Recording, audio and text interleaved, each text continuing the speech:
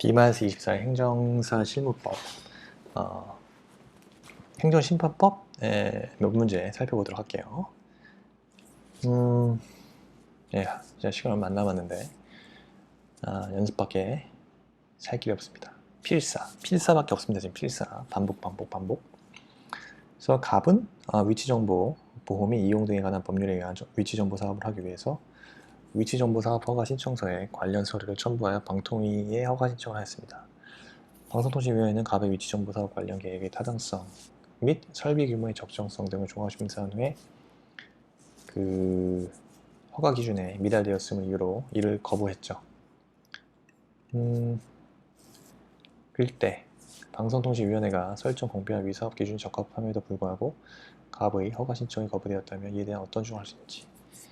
그래서 목차를 먼저 이렇게 잡아놨습니다. 그래서 문제는요, 갑이 그 방송통신위원회가 설정 공표한 사업의 허가 기준에 적합하게 신청을 하였음에도 이를 위원회가 거부하였다면 이는 해당 허가 처분이 기속행위냐 재량행위인지에 따라 갑의 주장이 달라지겠죠. 즉 사업 허가가 기속행위라면요 법률 일부 원칙을 주장해야 하고요, 재량행위라면 행정법의 일반 원칙을 주장해야 합니다. 그렇죠? 그래서 사업 허가가 기속행위냐 재량행위냐를 나누죠. 사업 허가가 기속행위인 경우 기속행위에서 허가 기준을 만족하는 경우 허가 거부 가능성, 즉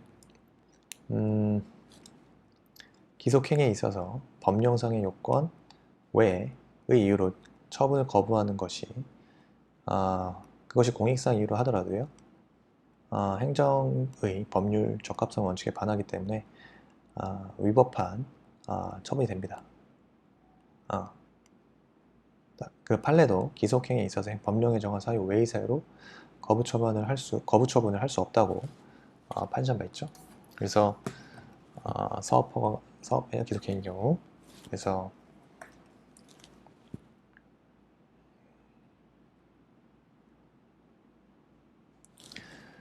판례 입장, 기속행위의 허가 기준을 만족하는 허가 가능성에서 판례는요, 건축허가 신청이 건축법 등 관계법규에서 정하는 어떠한 제한에 배치되지 않는 이상 당연히 같은 법조에서 정하는 건축허가를 하여야 하고, 중대한 공익상의 필요가 없음에도 불구하고 요건을 갖춘 자에 대한 허가를 관계법령에서 정하는 제한 사유 이외의 사유를 들어 거부할 수는 없다고 판시한 바 있습니다. 그래서 지금 사안에서 사업허가 처분이 기속행위인 경우 사업허가 기준을 만족하였음에도 불구하고 방송통신위원회가 이를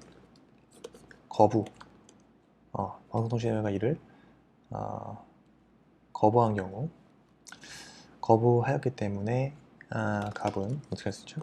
허가 거부 처분이 법률 유보의 원칙에 위반되었다고 주장하면 되죠. 사안의 검토. 그렇습니다. 사업허가가 만약에 재량행위인 경우 재량행위에 있어서 허가 기준을 만족하는 경우 허가 거부 가능성. 허가가 만약에 재량행위라면요 허가 기준을 만족하는 경우에도 행정청은 이를 거부할 수 있습니다. 재량행위에는 그 재량권 일탈 남용이 없다면 재량 범위에서는 위법하지 않기 때문이죠. 판례에서 그 산림 훼손은 국토 및 자유의 유지와 그 수질 등 환경의 보존에 직접적인 영향을 미치는 행위이기 때문에 법령이 규정하는 산림 훼손 금지 또는 제한 지역에 해당하는 경우는 물론 금지 또는 제한 지역에 해당하지 않더라도 허가관청은 산림 훼손 허가 신청 대상, 토지의 현상과 위치 및 주위의 상황 등을 고려해서 국토 및 자연의 유지와 환경의 보존 등 중대한 공익상 필요가 있다고 인정될 때에는 허가를 거부할 수 있고, 이 경우 법규의 명문에 근거가 없더라도 거부 처분할 수 있는 것이며 이는 산림 훼손 기간 연장하는 경우도 마찬가지다 라고 보고 있습니다. 그래서 사안에서 그렇죠? 사안에서 사업 허가 처분이 재량행위인 경우는요, 갑이 사업 허가 기준을 만족하였음에도 방송통신위원회는 이를 기속행위와 달리 거부할 수 있습니다. 거부할 수 있는데, 다만 갑은 방송통신위원회 허가 거부 처분이 재량권의 일탈, 남용이 있다고 주장하나 합니다.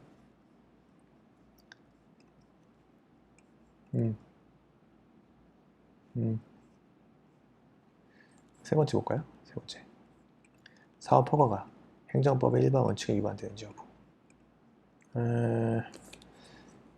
사업 허가가 행정법 일반 원칙에 위반되나요? 사업 허가 처분이 재량행위를 하더라도요, 방송통신위원회의 허가 거부 처분은 행정법 일반 원칙에 위반되어서 안 되겠죠. 그 상황에서 갑은 방송통신위원회의 허가 거부 처분이, 제가 앞에 있는 걸 다 지울 필요 없었어요, 그죠? 이 1번, 2번 사안의 검토고요. 1번 사안의 검토, 2번 사안의 검토, 재량행위인 경우. 그 다음에 사업 허가가 행정법 일반 원칙 위반되는 경우. 하나에서 갑은 방송통신위원회의 허가 처분이 신뢰보호 원칙과 비례 원칙에 위배된다고 주장하면 됩니다. 그렇습니다. 다음이고요.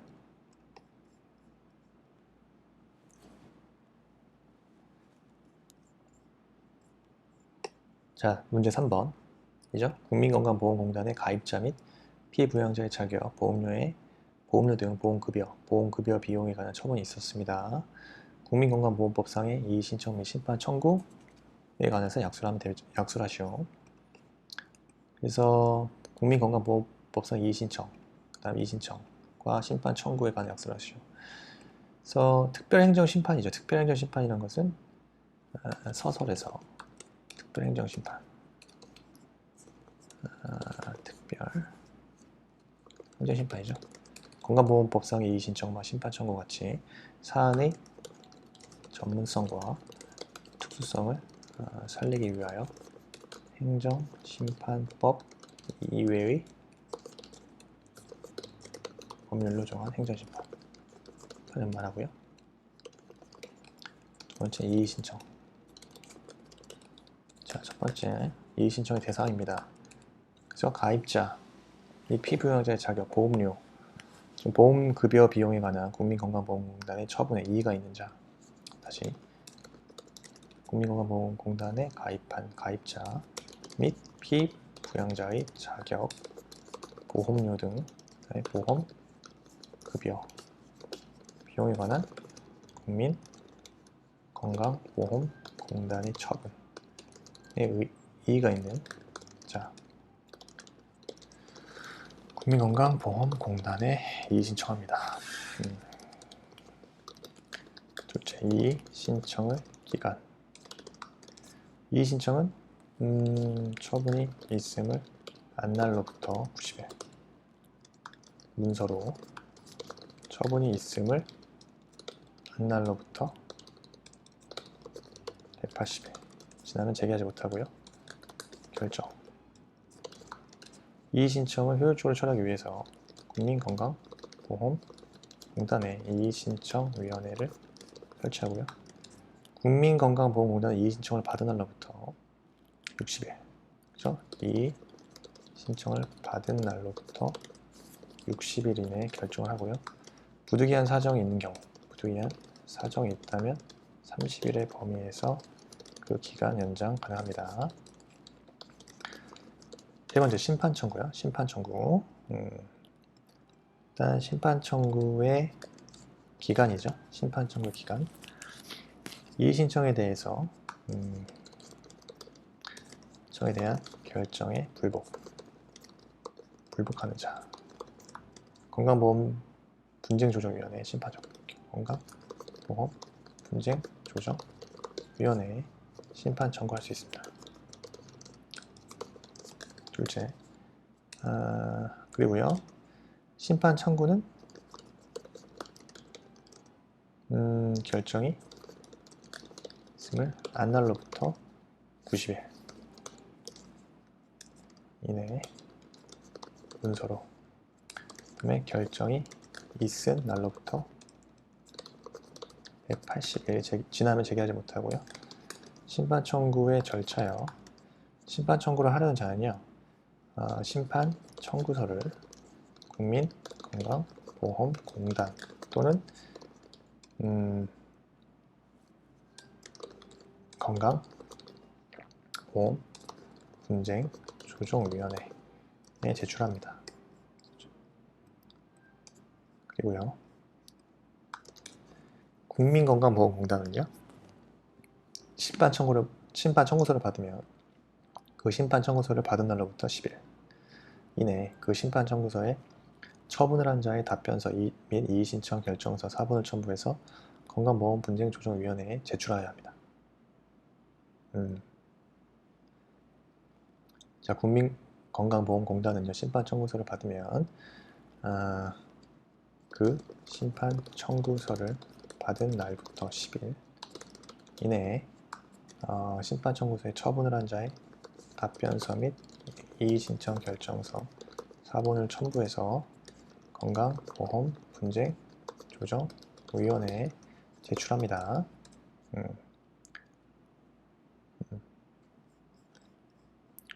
자, 주체는 국민건강보험공단이죠.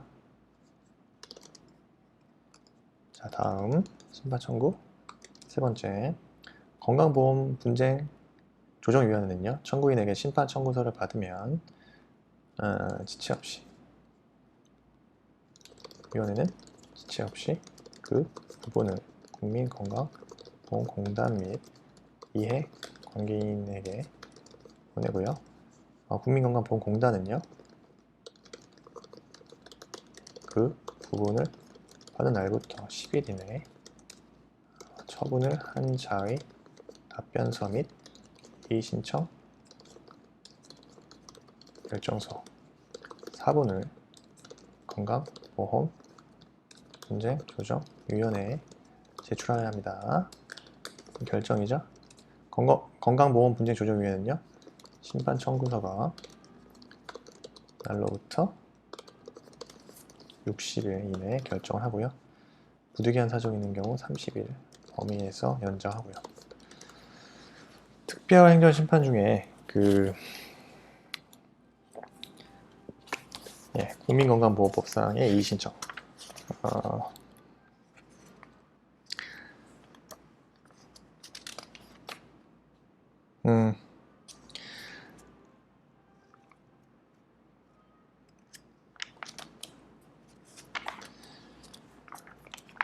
테마를 한번 잡아봤는데요. 이거는 뭐 특별행정심판 분야고 조금 어떻게 보면 생소할 수 있는 분야인데 또 혹시 모르니까 한번 준비를 해보면 좋을 것 같습니다. 특별행정심판. 다음 문제 보도록 할게요. 그래서 다음 문제죠. 의무이행심판 청구죠. 의무이행심판 요건. 지금 사안을 보면요, A씨는 10년 전까지 석탄사업으로 번창하였던 도시였는데 이것도 2007년 사법시험입니다. 사실 기출문제죠. 최근 석탄사업의 쇠퇴로 현저하게 인구가 줄어들고 있다. 그래서 건설교통부 장관은 관광 내재형 기업 도시를 건설하는 민간 기업인 주식회사 갑과 지역개발을 유치하려는 A시장의 공동제안에 따라서 A시 외곽지역의 개발구역 지정 고시하고 갑을 개발사업의 시행지로 지정했다. 그 후 갑은 개발사업의 시행을 위해서 필요한 토지 면적의 55% 확보했고 해당 지역의 나머지 토지에 대한 소유권을 취득하기 위해서 토지 소유자 을, 병 등과 합의했고 협의가 성립되지 않자 중앙토지수용위원회 수용 재결을 신청하였고 수용동위원회는 수용 재결을 하였다. 을은 갑에게 생활 대책에 필요한 대체 용지의 공급을 포함하는 이주 대책을 수립을 신청하였는데 상당한 기간을 변경했음에도 갑은 이주 대책을 수립하지 않고 있다. 이에 을은 이주 대책의 수립을 구하는 의무이행 심판을 청구하였다. 심판 청구의 인용 가능성 의무화, 재결의 형식을 검토하시오. 기업도시개발특별법 제14조 6항에 의하면 이주 대책을 수립 시행할 법률적 의무가 규정되어 있음을 전제로 한다. 그래서 일단 의무이행 청구 인용 가능성 의무와 재결의 형식 검토하시오. 그래서 을은 이주 대책을 수립 위한 의무이행 심판을 청구했죠. 그래서 의무이행 심판에 대한 요건을 일단 기본적으로 쓰고요. 그래서 본안 판단. 그래서 을이 개발 사업 시행으로 인해서 뭡니까? 생활의 근거를 상실하게 되었다면요. 갑은 기업도시재개발특별법 14조 6항에 따라서 이주 대책을 수립의 의무가 있으므로 이 의무이행 심판의 요건이 심판 제기 요건을 다 갖추게 되면요. 본안 판단에서 을의 청구는 인용이 될 것이고 재결은 인용 재결과 재결의 종류. 그래서 인용 재결. 그다음에 재결의 종류는 뭐 처분 재결, 처분 명령 재결 등. 그래서 만약 사안에서 이주 대책의 종류나 내용의 결정은 그저 사업 시행자의 재량으로 봐야 하기 때문에 처분 명령 재결을 하겠죠.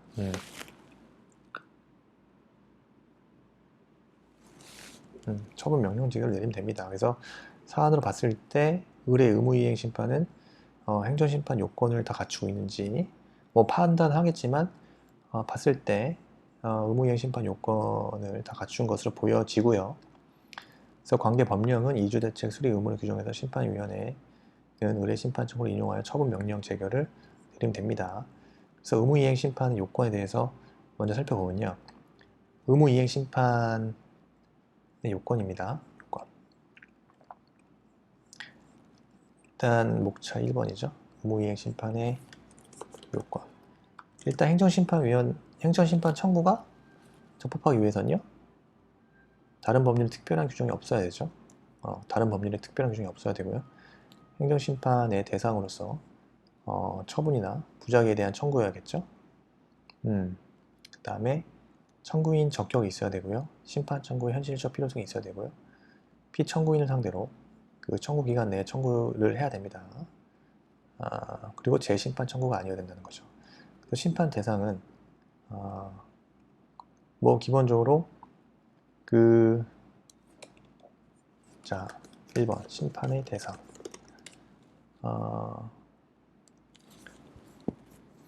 지금 사안에서 이주 대책의 구체적 내용인 대체 용지 공급결정이죠. 대체 용지 공급결정. 이것은 뭡니까?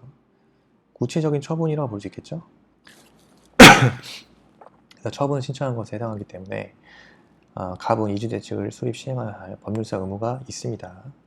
그래서 심판 대상은 우선 거부 처분. 그래서 행정청의 거부 행위가 행정처분이 되기 위해서는요. 첫째, 그 신청한 행위가 공권력의 행사 또는 이에 준하는 행정작용이어야 하고 그 거부 행위가 신청인의 법률관계에 어떤 변동을 일으키는 것이어야 하며 셋째, 그 국민에게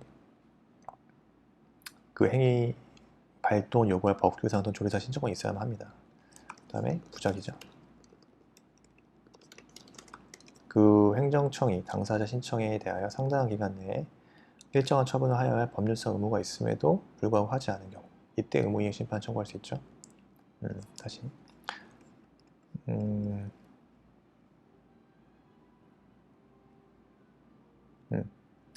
그래서 사안에서 이주 대책을 구체적인 내용인 대체용지 공급 결정. 이거는 구체적 처분입니다. 그래서 사안에서는 이주 대책을 수립 시행하여야 할 법률상 의무가 있습니다. 이 요건을 충족해요.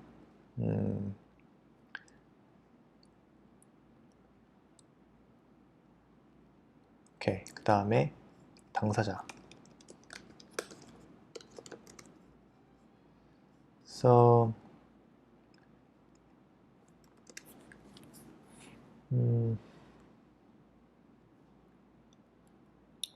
을에게 청구 인정격 인정되는지 여부. 근데 기업 도시 개발 특별법과 헌법상 그 재산 보장 규정을 고려했을 때 을의 사익을 보호할 필요성이 있죠. 그래서 청구 인정격 인정돼 보입니다. 그죠? 그래서 갑은 기업 도시 개발 특별법에 의해서 행정 권한을 위탁받은 사인이죠.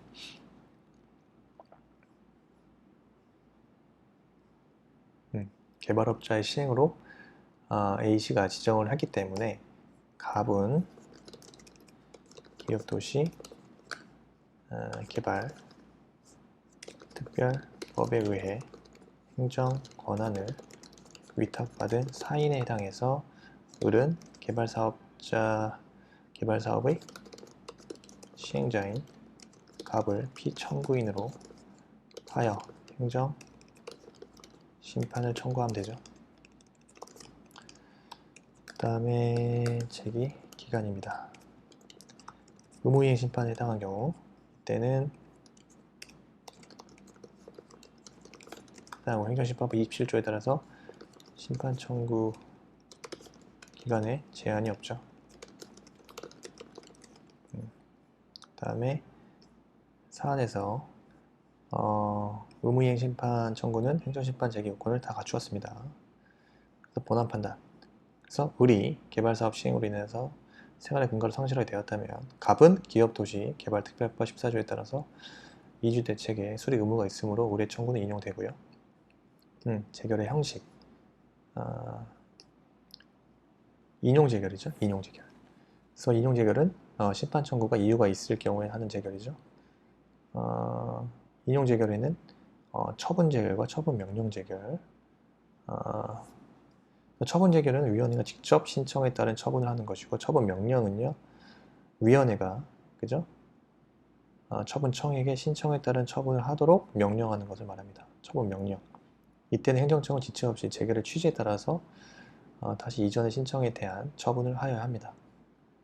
그래서 청구 대상의 행위가 기속행위인 경우 청구인이 내용대로 처분을 할 것을 명하는 재결을 하여야 하나, 재량행위의 경우에는 재량의 하자가 없는 일정한 처분을 하도록 명하는 재결을 하여야 합니다. 이때 재결의 종류는요, 처분재결과 처분명령 재결을 선택할 수 있어요. 그래서 처분청의 처분권을 존중하기 때문에 원칙적으로는 처분명령 재결을 합니다. 처분명령 재결. 사안에서 이주대책의 종류나 내용의 결정은 사업 시행자의 재량으로 보아야 하기 때문에 처분명령 재결을 내리겠죠. 그래서 사안을 봤을 때 을의 의무이행 심판 청구는요, 행정심판 제기 요건을 갖추고 있고, 관계법령은 이주대책 수리 의무를 규정하고 있어서 심판위원회는 을의 심판 청구를 인용하여 처분명령 재결 할 것입니다. 처분명령 재결. 그래서 다음 산업재해 보상 보험법상 보험급여 결정 등에 대한 심사 청구 및 재심사 청구에 대해서 약수를 하시오. 이것도 특별행정심판의 일종이죠.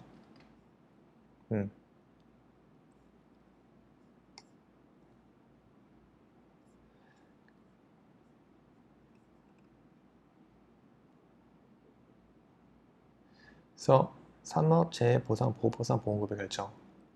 그래서 서설은 특별행정심판이란 것은 사안의 전문성과 특수성을 살리기 위해서 행정심판법 이해 법률 정한 행정심판입니다. 마찬가지로 심사 청구죠.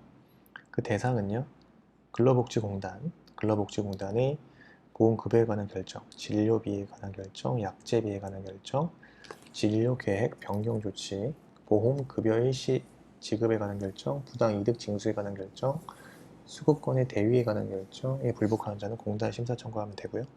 그 기간은요, 보험급여 결정 등이 있음을 안 날로부터 90일입니다. 안 날로부터 90일. 보험급여 결정 등이 있음을 안 날로부터 90일. 심사 청구의 절차입니다. 심사 청구는 보험급여 결정 등을 한 공단의 소속 기관을 거쳐서 공단에 제기하고요. 심사 청구서를 받은 공단의 소속 기관은 5일 이내에 의견서를 첨부해서 공단으로 보내면 되고요. 결정은 심사 청구를 심의하기 위하여 공단의 관계 전문가 등으로 구성되는 산업재해보상보험심사위원회를 둡니다. 그리고 공단은 심사 청구서를 받은 날로부터 60일 이내에 산업재해보상보험심사위원회의 심의를 거쳐 심사 청구에 대한 결정을 하여야 하고요. 부득이한 사유로 그 기간 이내에 결정을 할 수 없으면 1차에 하나여 20일을 넘지 아니하는 범위에서 기간 연장 가능하고요. 재심사 청구입니다. 기간 심사 청구에 관한 결정에 불복하는 자는요. 산업재해보상보험재심사위원회 재심사위라고 하겠습니다. 재심사 청구를 할 수 있고요. 재심사 청구는 심사 청구에 대한 결정이 있음을 안 날로부터 90일 내에 제기합니다. 그래서 절차는요. 재심사 청구는 그 보험급의 결정 등을 한 공단의 소속 기관을 거쳐서 재심사위에 제기해야 합니다. 그리고 재심사 청구서를 받은 공단의 소속 기관은요. 5일 이내에 의견서를 첨부하여 재심사위에 보내야 합니다. 재결. 그래서 재심사위는요. 재심사 청구를 받은 날로부터 60일 이내 재심사 청구에 대한 재결을 하고요. 부득이한 사유로 그 기간 이내에 재결할 수 없으면 1차에 하나여 20일을 넘지 않은 범위에서 기간 연장 가능합니다. 행정심판법 한 문제만 더 보면요. 관할 행정청의 처분이나 부작위에 불복하여 행정심판을 청구한 갑은 청구 취지나 청구 이유를 변경하고자 한다. 행정심판 청구의 변경에 관하여 쓰시오. 그죠? 그래서 의의를 쓸게요. 의의. 행정심판 청구의 변경. 이거는 청구인이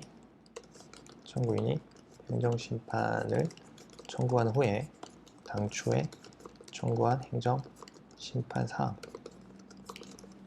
대하여 새로운 행정 청구함이 없이 청구의 취지나 이유를 변경하는 것을 말하고요. 구분해야 될 게 있습니다. 구분. 그죠?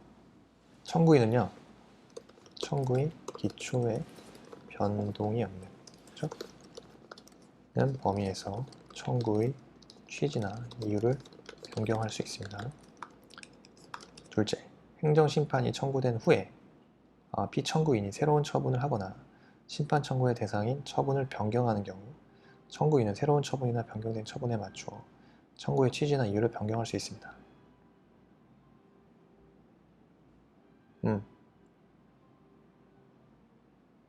다시 행정심판이 청구된 후에 피청구인이 새로운 처분을 하거나 심판 청구의 대상인 처분을 변경하는 경우 청구인은요 새로운 처분이나 변경된 처분에 맞추어 청구의 취지나 이유를 변경할 수 있습니다.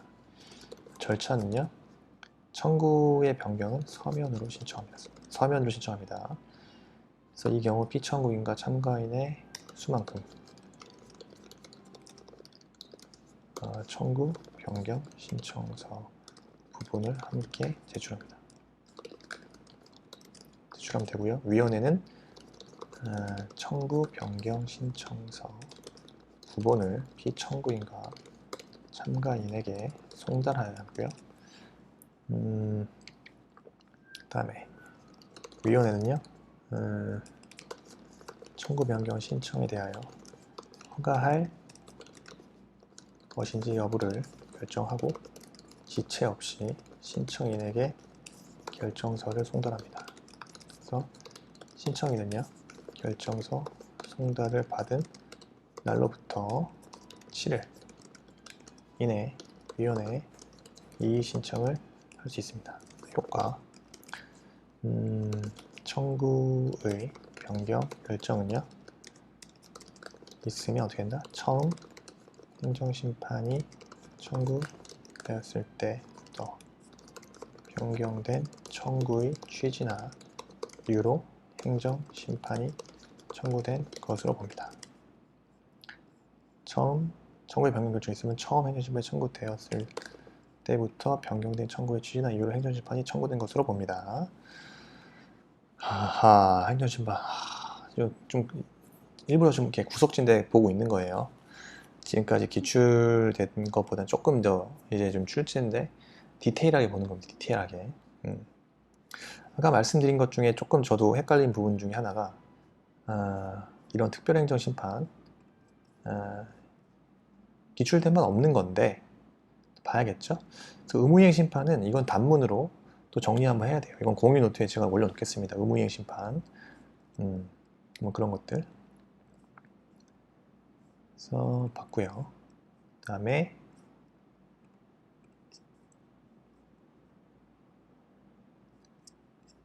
이것도 특별행정심판 나오네요.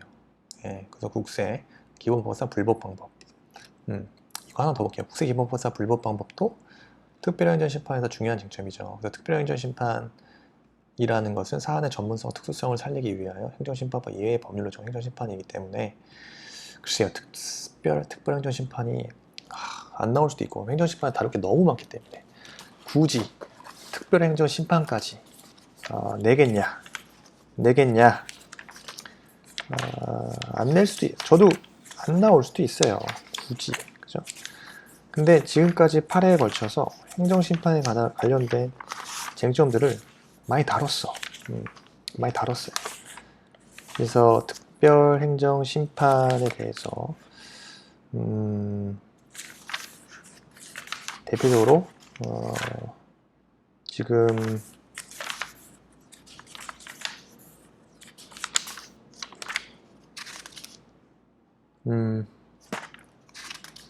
국세기본법상 불법방법 그 다음에 부동산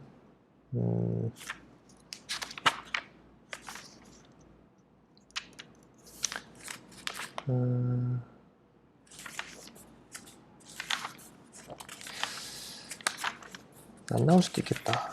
이제 좀 다른 거 좀 찾아볼 거든요. 근데 제가 갖고 있는 책에는 특별행정심판에 대해서 어떤 강론에 대해서는 딱히 나온 건 없는데 그렇습니다. 어쨌든 그 필요성이 그 현대 그 행정의 복잡성, 뭐 다양성으로 인해서 행정 심판 절차에 있어서도 그 전문성과 특수성을 고려해야 되기 때문에 분야가 인정되고 있는 거예요. 대표적인 분야가 바로 국세 기본법상의 불법 방법이죠. 국세 기본법상의 불법 방법.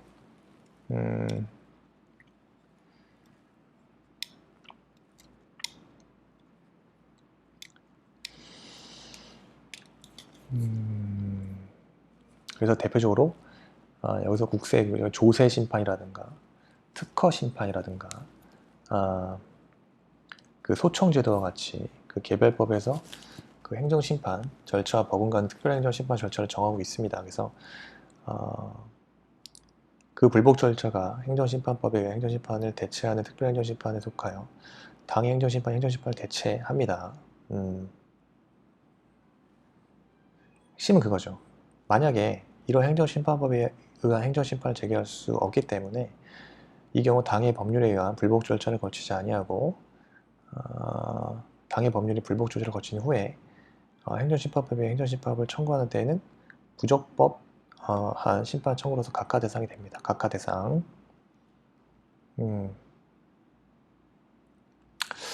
그래서 어쨌든 국세기본법상 불복 방법이죠.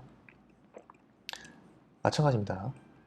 세무서장의 국세 부과 처분에 대해서 국세기본법상 불복 방법에 이의신청 또 심판 청구가 있으면요. 그 심사 청구와 심판 청구는 중복하여 제기할 수 없습니다. 그래서 이의신청 또 심사 청구, 심판 청구를 하고 있고요. 이의신청 기간은요. 해당 처분이 있음을 안 날로부터 90일, 해당 처분이 있으면 안 날로부터 90일. 그 절차는요. 불복 사유를 갖추어 해당 처분을 한 세무서장에게 하고요. 결정은 이의신청을 받은 세무서장은 국세 심사위원회의 심의를 거쳐 이의신청을 받은 날로부터 30일. 그 심사 청구는요. 그 기간은 심사 청구는 해당 처분이 있음을 안 날로부터 90일. 그다음에 이의신청을 거친 후 심사 청구를 하려면요. 이의신청에 대한 결정의 통지를 받은 날로부터 90일 이내 제기합니다. 심사 청구. 안 날로부터 90일, 결정의 통지를 이의신청을 거쳐서 심사청구를 한 경우 이의신청에 대한 결정 통지를 받은 날로부터 90일. 심사청구의 절차는요, 불복 사유를 갖추어서 해당 처분을 한 세무서장을 거쳐 국세청장에게 하고요. 해당 청구서를 받은 세무서장은 이를 받은 날로부터 7일 이내 그 청구서의 의견서 첨부해서 국세청장에게 송부합니다. 결정이죠.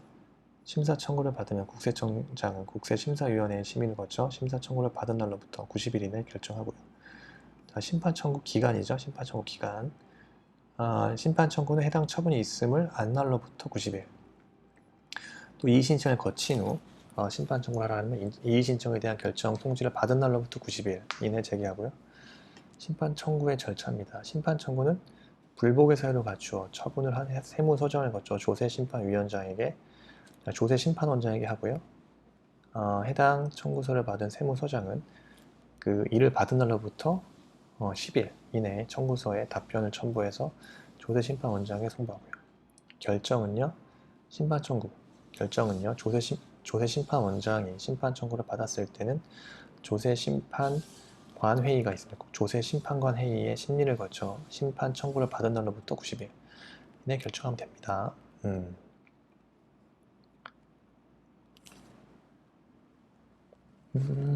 일단 행정심판법 8번 한 문제 더 풀어보면요. 식품위생법 58조. 이거는 뭐 많이 봤던 문제입니다. 그죠?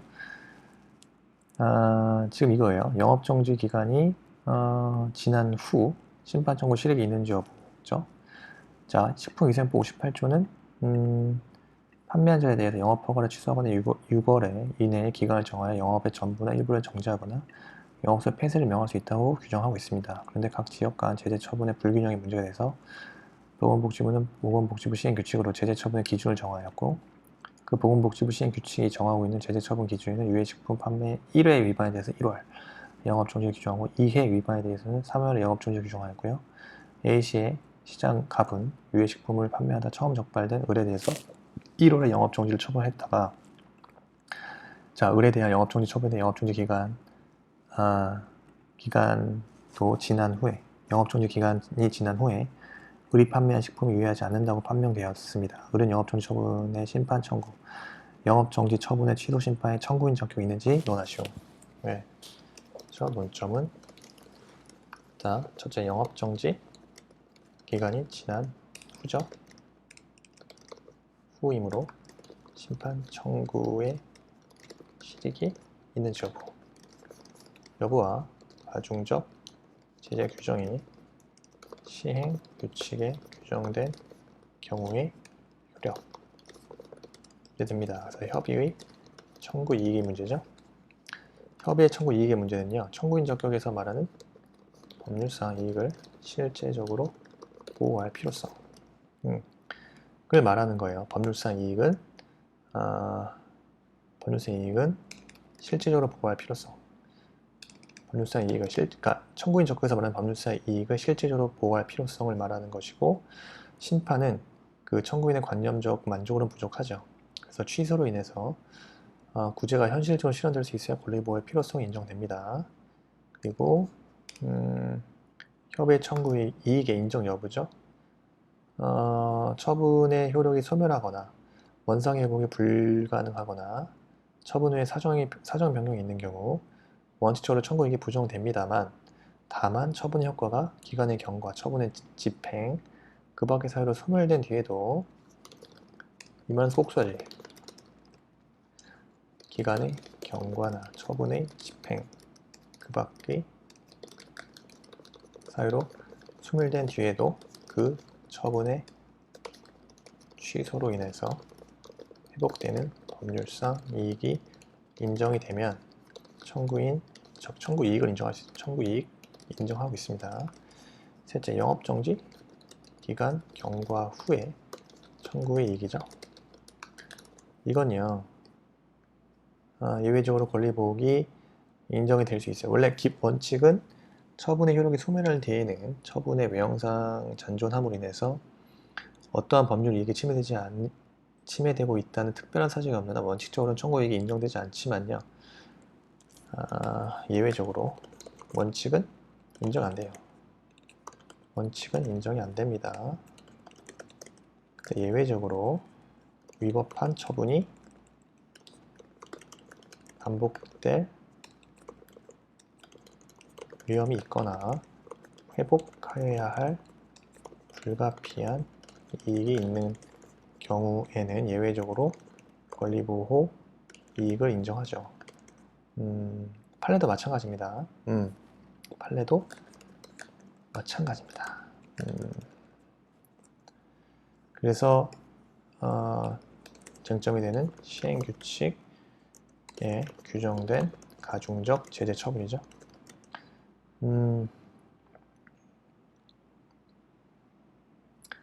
일단 제재적 행정처분의 가중 사유나 전제 조건에 관한 규정이 법령이 아니라 시행규칙과 같은 규칙의 형식으로 되어 있다 하더라도요. 그러한 규칙이 베이스 온 규칙의 법령에 근거를 두고 있는 이상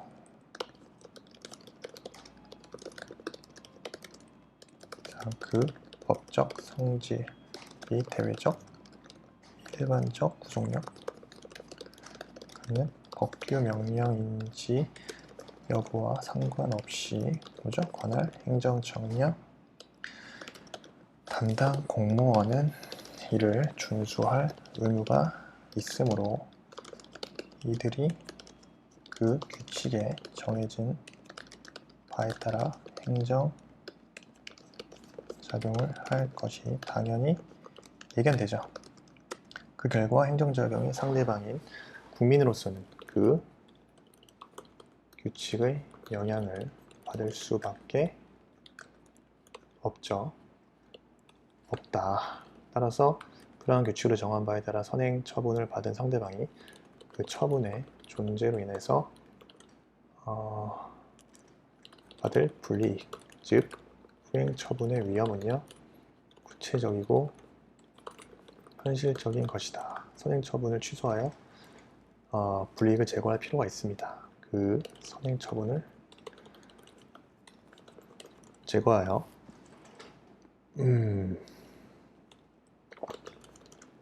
불이익을 제거할 필요가 있다. 저는 제거가 아니죠. 취소. 자, 사안도 마찬가지입니다. 사안의 해결. 지금 가중적 제재 처분이죠. 그래서 사안의 경우처럼 영업정지의 경우 정지기간이 이미 도과한 경우엔 청구이익이 부정됨이 원칙이지만 가중적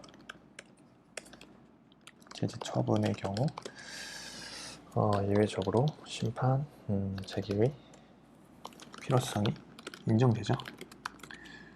그래서 가중적 제재 규정이 시행규칙에 규정된 경우에도 청구인 적격을 가진다고 청구인 적격을 인정된다. 네, 이렇게 보면 되겠습니다. 그래서 오늘 행정심판법만 다뤘고요.